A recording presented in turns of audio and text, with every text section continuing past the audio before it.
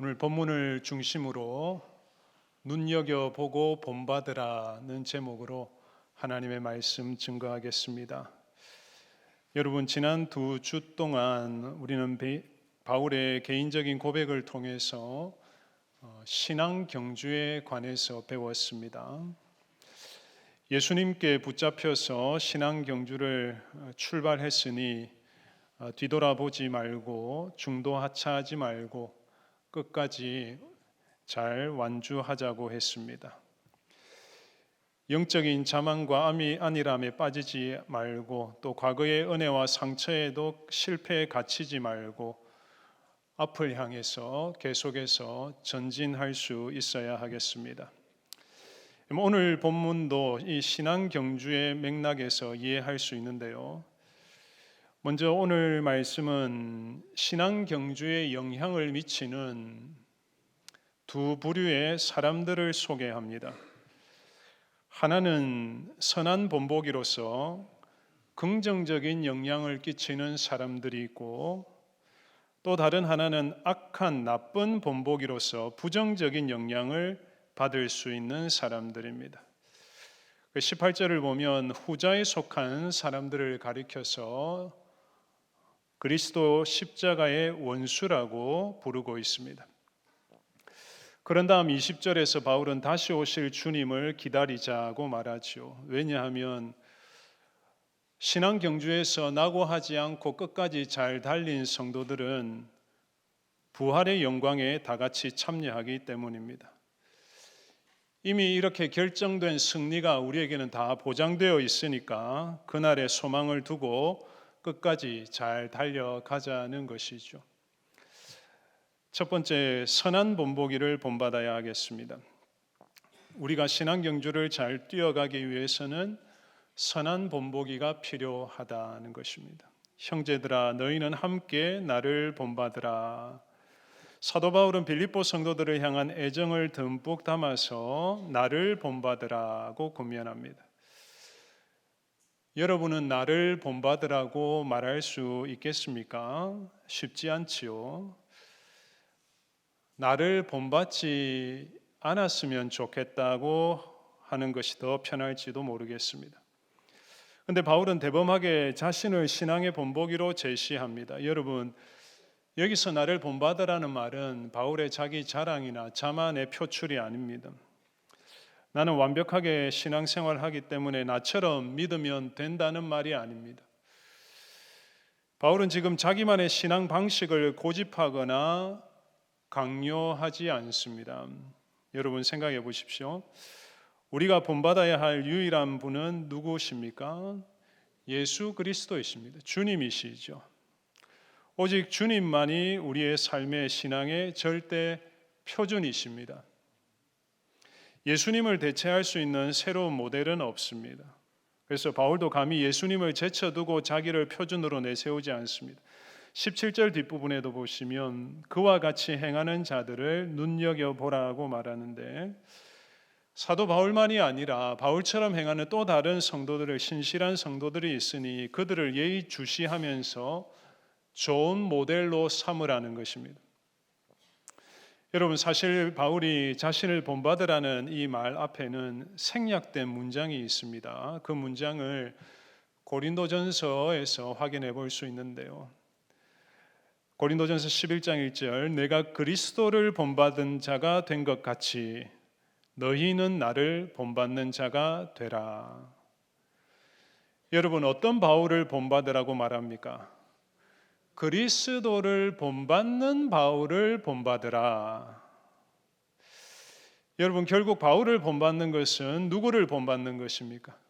예수님을 본받는 것이죠. 주님을 더욱 본받기 위해, 닮아가기 위해 부단히 애쓰는 바울과 또 주변의 많은 성도들이 작은 모델이 될 수 있다는 것입니다. 물론 완전 무결한 모델은 아니지만 현실 속에서 우리가 가장 가까이에서 피부로 와닿는 모델로서는 역할을 할 수 있다, 기능할 수 있다. 여러분, 성경은 예수님만을 모범으로 제시하지 않습니다. 예수님은 우리 눈에 보이지 않잖아요. 하지만 예수님을 믿음으로 보고 그 뒤를 따라가는 본이 되는 성도들을 우리 주변에 두셔서 눈여겨서 잘 보고 본받으라고 말씀하고 있습니다. 성도 여러분, 그렇습니다. 우리도 바울처럼 예수님께 붙잡힌 후에 믿음의 경주를 달려가고 있는데요. 그런데 이 일이 참 결코 쉽지 않다는 것을 우리는 잘 알고 있습니다. 여러 가지 예상하지 못한 고난과 시련 앞에서 흔들릴 때도 있고, 악한 영 마귀가 순간순간 또 안팎으로 우리를 유혹하고 또 이 모양 저 모양으로 공격하죠. 우리의 신앙을 대적합니다. 하지만 기억해야 될 것은 우리는 혼자 뛰지 않는다는 사실입니다. 우리 곁에 든든한 신앙의 동지들이 있습니다. 본이 되는 성도들이 같이 달리고 있다는 것입니다. 서로 본이 되면서 이끌어주면 얼마든지 씩씩하게 이 믿음의 여정을 걸어갈 수 있는 것이죠. 여러분, 마라톤이나 장거리 달리기 시합을 할 때에 선수들과 함께 뛰는 사람이 있는데요. 특별한 역할이 주어진 사람이 있는데 그 사람들을 가리켜 무엇이라고 하는가? 페이스메이커라고 합니다. 여러분, 페이스메이커는 이 선수들보다 조금 앞에서 달리면서 선수들이 너무 느리게 뛰거나 빨리 뛰지 않도록 속도를 조절할 수 있도록 도와줍니다. 그래서 이 페이스메이커와 함께 혼자 뛰는 것이 아니라 함께 달리는 선수들은 훨씬 더 안정적으로 뛰면서 좋은 기록을 얻을 수 있다고 합니다. 여러분, 신앙 경주도 마찬가지입니다. 우리는 혼자 뛰지 않습니다. 달리지 않습니다. 본이 되는 우리의 페이스메이커들과 함께 신앙 경주를 하고 있다는 사실을 잊지 않아야 하겠습니다. 그분들을 주목하면서 눈여겨보면서 주님을 어떻게 섬기는지 본받고 따라가야 한다는 것이죠. 여러분, 우리가 참 누구를 바라보느냐, 내 주변에 내 가까이에서 누구와 함께 신앙생활하느냐는 너무 중요합니다. 여러분, 우리는 함께하는 사람들, 바라보는 사람을 닮아가게 되어 있어요. 그래서 우리는 완벽하지는 않지만 겸손하게 주님을 닮으려고 힘쓰는 성도들을 주목하고 바라보면서 예수님을 본받는 삶을 배워갈 수 있습니다. 그래서 우리가 서로 바라보고 본받을 수 있는, 서로 잘 이끌어줄 수 있는 그런 신앙의 페이스메이커들이 되기를 바랍니다. 여기서 한 가지 질문을 생각해 봅시다. 여러분, 믿음의 경주에서 좌절하지 않고 잘 달려가려면 선한 본보기가 필요하다고 했습니다. 그렇다면 우리가 예수님의 어떤 모습을 본받아야 할까? 이런 바울은 앞에서 예수님을 본받고자 하는 갈망을 이미 표현을 했습니다. 빌립보 3장 10절인데요. 내가 그리스도와 그 부활의 권능과 그 고난의 참여함을 알고자 하여 그의 죽으심을 본받아. 예수님의 무엇을 본받는다고 말합니까? 죽으심을 본받는다. 여러분, 예수님의 죽으심을 본받는다는 말이 무슨 뜻인가요? 그럼 죽으심을 본받는다는 것은 예수님을 본받아 실제로 내 목숨을 희생해야 한다, 버려야 한다는 뜻이 아닙니다. 죽으심을 본받는다는 것은 주님께서 고난당하신 것처럼 주님께서 우리를 구원하시기 위해 하나님의 뜻을 이루기 위해서 순종하시기 위해서 인내하시면서 고난당하신 것처럼 우리도 그렇게 고난에 참여하는 자들이 되어야 한다는 것입니다. 주님께서 먼저 걸어가신 그 고난의 길, 십자가 순종의 길을 쫓아가면서 그 길을 뒤따라가면서 예수님을 더 깊이 알아가고 주님을 더 배우고 닮아갈 수 있다는 것입니다. 자기 십자가를 지고 자기를 부인하면서 주님을 뒤따르는 것이죠. 여러분, 이것이 주님을 본받는 것입니다. 주님의 능력과 지혜, 다른 것을 본받는 것이 아니라 고난의 길을 가신 주님을 본받는 것입니다. 여러분, 오늘 말씀 보면 그와 같이 행하는 자들을 눈여겨보라고 했습니다. 다 같이 읽어봅시다. 시작. 그와 같이 행하는 자들을 눈여겨보라. 그와 같이 믿는 자가 아니죠. 그와 같이 아는 자가 아닙니다. 그와 같이 깨달은 자, 그와 같이 고백하는 자가 아니라 그와 같이 행하는 자들을 눈여겨보라. 여러분, 우리는 생각해 봅시다. 피차간에 교회 안에서 어떤 본이 되고 있는가? 함께 믿음의 길을 걷는 성도들을 보면서 어떤 행실을 본받고 있는가? 혹시 교회 안에서조차 세상을 본받고 있지는 않는가? 세상에서 더 풍요롭게 안전하게 잘 살기 수 있는 그런 방식을 본받고 더 성공적으로 살아갈 방식을 교회 안에서조차 본받는 것은 아닌가? 부모님들은 자녀들에게 믿음과 사랑과 인내, 순종의 본이 되고 있는가? 우리 다 함께 예수님처럼 행하기를, 주님처럼 행하기를 본받고 배워야 하겠습니다. 예수님처럼 겸손히 섬기는 모습을 본받아야 하겠습니다. 주님의 복음과 교회를 위해서 자기를 비우고 양보하는 것을 닮아야 하겠습니다. 하나님의 뜻이라면 자신의 뜻을 내려놓고 좁은 길로 자기 부인의 길을 가는 것을 본받아야 하겠습니다. 그래서 우리 교회 가운데 이렇게 주님을 뒤따라서 행하는 몸으로 행하는 그런 선한 본보기가 넘치기를 바랍니다. 서로에게 좋은 본이 되어서 함께 자라가고 함께 지어져가는 건강한 공동체 명덕교회가 되기를 소망합니다. 자, 두 번째, 악한 본보기를 주의해야 합니다. 악한 본보기를 주의하자. 여러분, 우리가 신앙 경주를 잘 뛰어가기 위해서는 선한 본보기, 좋은 본보기를 주목하는 동시에 악한 본보기를 주의하고 경계해야 합니다. 좋은 모범이 있다는 것이죠. 또 나쁜 모범도 있습니다. 좋은 모범은 눈여겨보면서 따라가야 하고 나쁜 모범은 주의하고 피해야 됩니다. 여러분, 우리는 바라보는 사람을 닮게 됩니다. 바라보는 사람을 닮게 되는데 문제는 닮고 싶은 사람만이 아니라 닮아서는 안 되는 사람도 계속 바라보고 가까이 하면 물들고 전염되고 본받게 된다는 것입니다.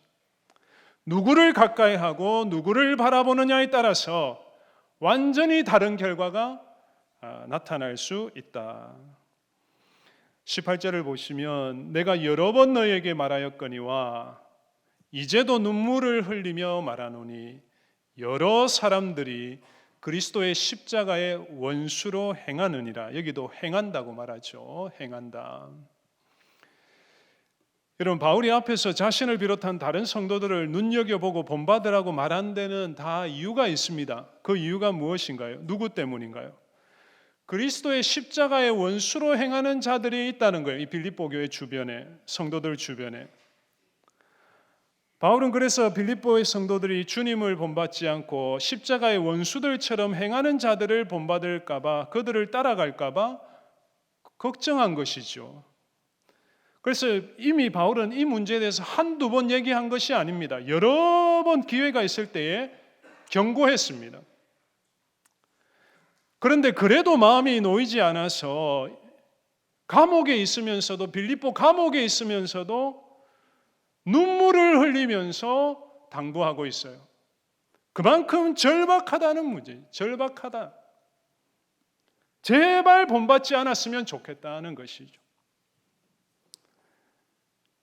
빌립보 성도들 주변에 그리스도의 십자가로 원수로 행하는 자들이 있으니 그들을 본받지 않도록, 유혹당하지 않도록 애절한 마음으로 지금 심정으로 호소하는 거예요.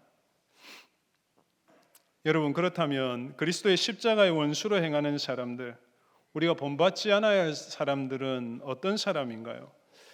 19절을 보시면 십자가의 원수들의 특징을 소개합니다. 십자가의 원수들의 특징, 자, 잘 보십시오. 그들의 마침은 멸망이요 그들의 신은 배요 그 영광은 그들의 부끄러움에 있고 땅의 일을 생각하는 자라. 여러분, 한번 거꾸로 순서를 바꾸어서 생각해 봅시다. 네 가지를 말하고 있습니다. 네 가지를 말하고 있는데 첫 번째는 무엇인가요? 마지막에 보면 그들은 땅의 일을 생각하는 자라. 땅의 일을 생각하는. 여러분, 이 말은 우리가 땅에서 이 세상에서 하는 일들, 그 일들을 생각하는 것이 잘못이라는 뜻은 아닙니다. 우리는 땅의 일을 생각하지 않고 살 수는 없죠. 그러면 이 땅의 일을 생각한다는 말은 무슨 뜻인가? 땅의 일만 생각한다. 땅의 일만 생각한다. 보이는 이 세상만 생각한다는.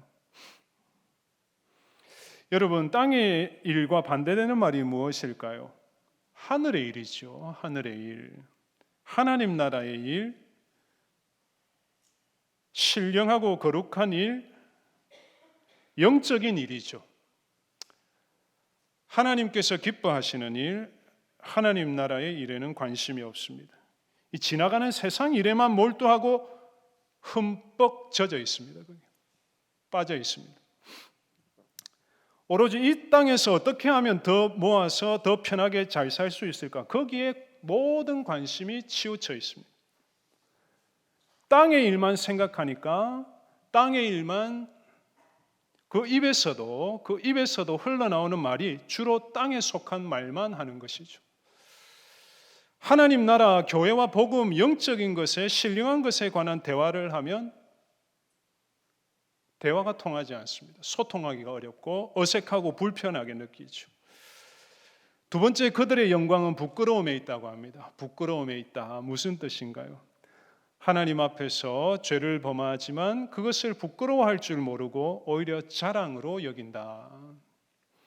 하나님의 시각으로 보면 그들이 자랑하고 내세우는 것들 중에 사실은 수치스러운 일, 부끄러운 일이 많다는 것입니다.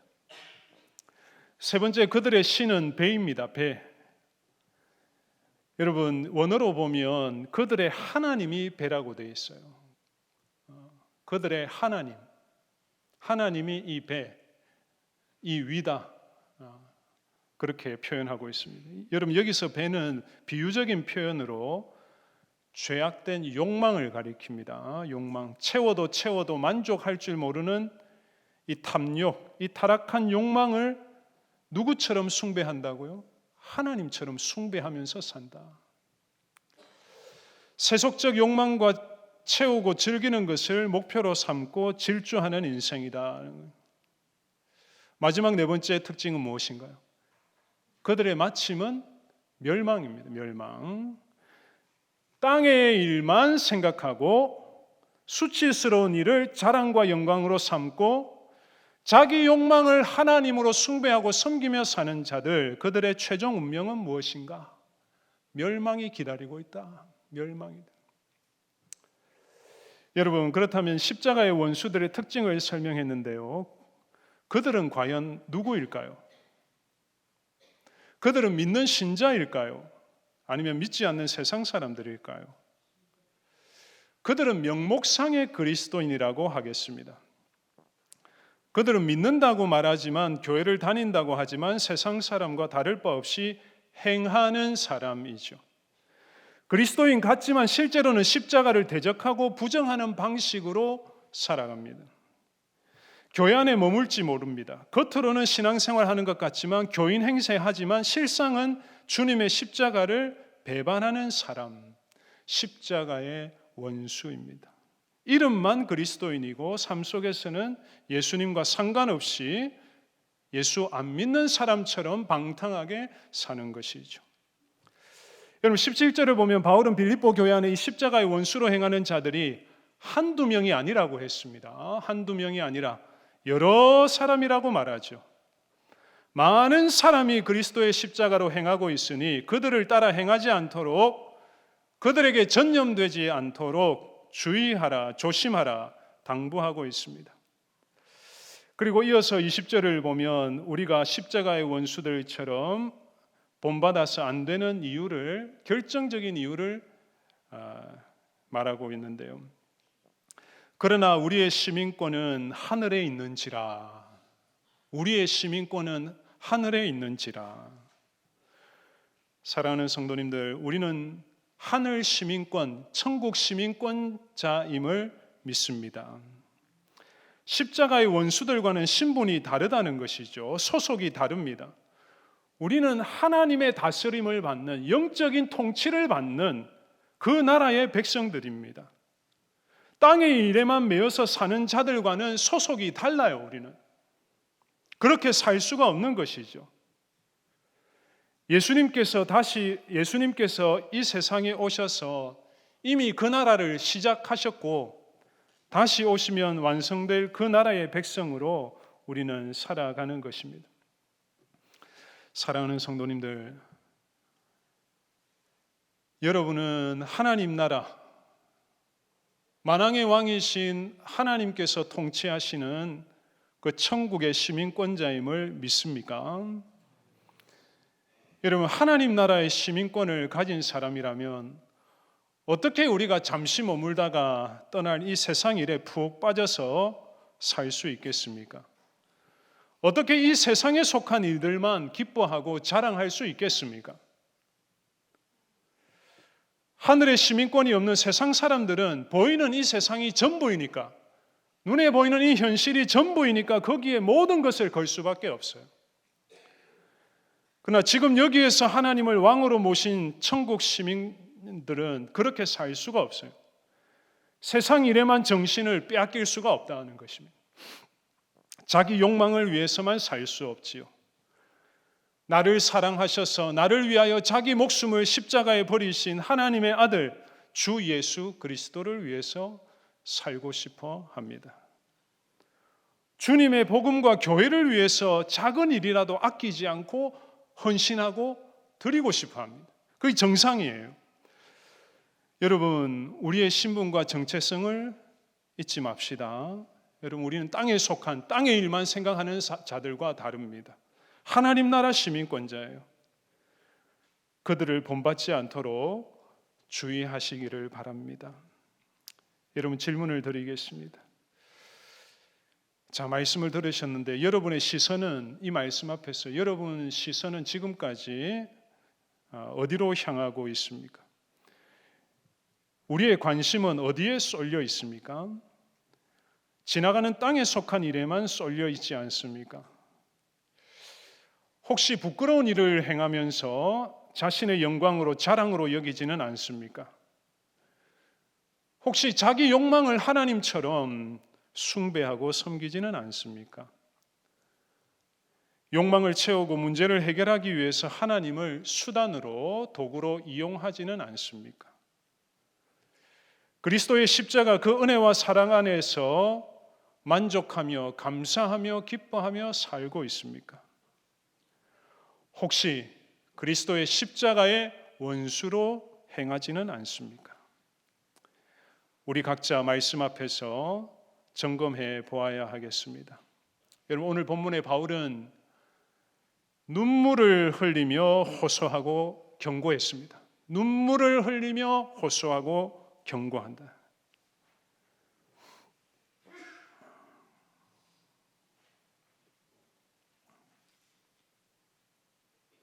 성령께서 주시는 눈물이었겠죠. 여러분, 저도 같은 심정으로 말씀드립니다. 우리 가운데, 우리 명덕교회는 십자가의 원수를 본받는 자가 단 한 사람도 없어야 하겠습니다. 자기 배를, 자기 만족을 하나님으로 섬기는 자가 없어야 하겠습니다. 영광을 부끄러움에 두는 사람이 한 사람도 없어야 하겠습니다. 땅의 일에만, 이 보이는 현실에만 몰두하고 깊숙이 빠져 있는 사람이 한 사람도 없어야 하겠습니다. 만약 십자가의 원수들과 같은 길에 내가 서 있다고 생각되면 돌이켜야 하겠죠. 예수님께 붙잡혀서, 주님의 은혜에, 사랑에 붙잡혀서 이 경주를 시작했다면 정신을 차릴 수 있어야 되겠죠. 여러분, 방심하지 맙시다. 사탄은 얼마든지 우리의 틈을 노리고 유혹할 수 있어요. 자칫 잘못하면 나도 모르는 사이에 십자가의 원수들을 본받고 그들처럼 행할 수 있습니다. 그래서 우리 모두 경각심을 가지고 이 말씀을 붙들고 영적으로 항상 깨어 있기를 바랍니다.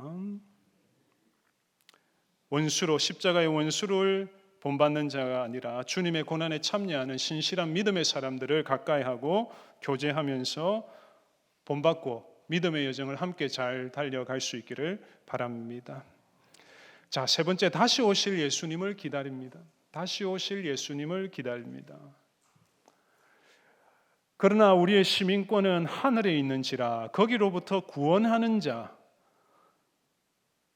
곧 주 예수 그리스도를 기다리노니. 여러분, 하늘나라 시민권자들이 세상 사람들과 이 땅의 일만 생각하는 사람들과 결정적인 차이점이 여기에 있지요. 천국 시민은 구원자 예수 그리스도를 기다린다는 사실입니다. 그럼 여기서 기다린다는 말을 주목해 보시면 이 말은 그냥 막연하게 와도 좋고 안 오면 그만이라는 태도로 기다리는 것이 아닙니다. 반드시 오셔야 돼요. 주님 반드시 오셔야 되고 간절한 마음으로 열렬히 기다리는, 학수고대하는 뜻에 가깝습니다. 학수고대하는, 마치 학을 목을 길게 빼고 애타는 마음으로 기다리듯이 그렇게 간절한 마음으로 주님 언제 오실까? 오늘 오실까? 내일 오실까? 이번 달에 오실까? 다음 달에 오실까? 주님 오실 날을 손꼽아서 고대하는, 그것이 이 기다린다는 표의 원어적인 뜻입니다. 여러분, 예수님은 이 세상에 오셔서 십자가 또 부활로 우리의 구원을, 구속 사역을 완성하시고 하늘로 승천하셨지요. 하나님 보좌 우편에 계시죠. 부활하신 몸을 가지고. 네, 하늘로 올라가시면서 천사들을 통해 약속하셨습니다. 너희 가운데서 하늘로 올려지신 이 예수는 하늘로 가심을 본 그대로 오시리라. 여러분, 성경 마지막 장인 계시록 22장에도 주님께서 직접, 주님이 친히 말씀하십니다. 내가 진실로 속히 오리라. 성도 여러분, 예수님은 약속하신 대로, 말씀하신 대로 반드시 다시 오십니다. 믿습니까? 그렇다면 솔직하게 대답해 봅시다. 그렇다면 우리는 다시 오실 예수님을 기다리고 있는가? 얼마나 기다리고 있는가? 나는 이 세상 살면서 무엇을 기다리고 살고 있는가? 이 기다림의 소망을 나는 놓지 않고 붙들고 살고 있는가? 바울처럼, 초대교회 성도들처럼 주님 오시기를 학수고대하는 이 소망이 살아있는가? 진지하게 자문해 보아야 하겠습니다. 여러분, 왜 다시 오실 주님을 기다릴까요? 바울은 왜 다시 오실 주님을 기다린다고 이 소망을 말하고 있을까요? 20절 말씀입니다. 그는 만물을 자기에게 복종하게 하실 수 있는 자의 역사로 우리의 낮은 몸을 자기 영광의 몸의 형체와 같이 변하게 하시리라. 그럼 예수님을 기다리는 이유가 무엇입니까? 그것은 한마디로 주님께서 오시면 우리가 다 주님처럼 부활의 영광에 참여하기 때문입니다. 예수님께서 우리의 낮은 몸을, 이 비천한 몸을 예수님 자신의 몸처럼 새 몸으로 바꾸어 주실 것입니다. 여러분, 자기 영광의 몸이라고 했습니다. 20절 말씀에 자기 영광의 몸, 한번 따라 합시다. 자기 영광의 몸.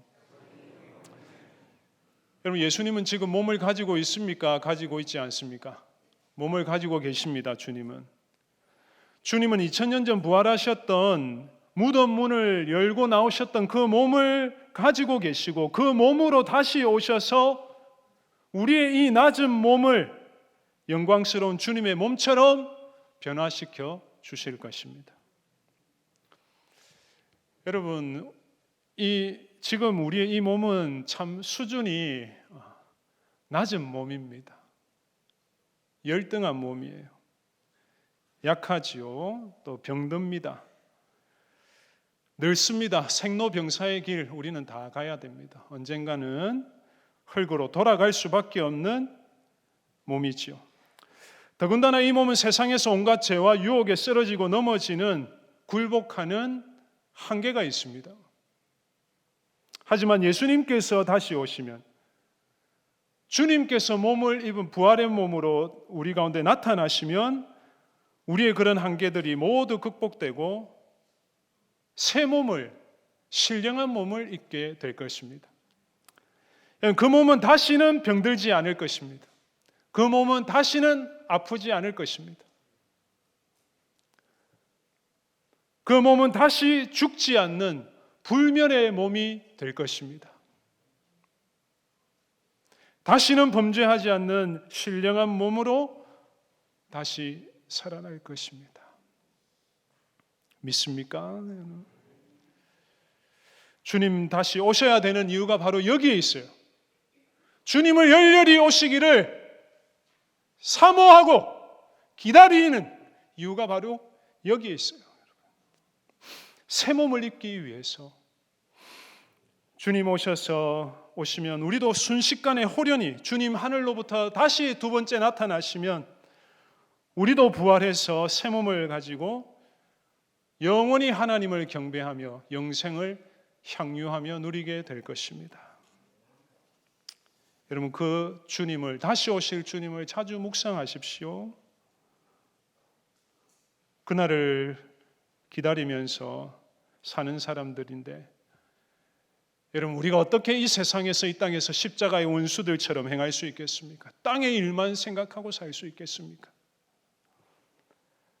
욕망을 하나님처럼 섬길 수 없지요. 그럴 수 없어요. 그러므로 오늘 이 말씀을 받은 우리 모든 명덕의 성도님들은 그리스도의 원수를 본받지 말고 헛된 마음 다 내려놓고 주님을 본받는 성도들과 함께 끝까지 신앙 경주를 잘 달려가서 이 새 몸을 입는 그날에 다 같이 만날 수 있기를 간절히 소망합니다.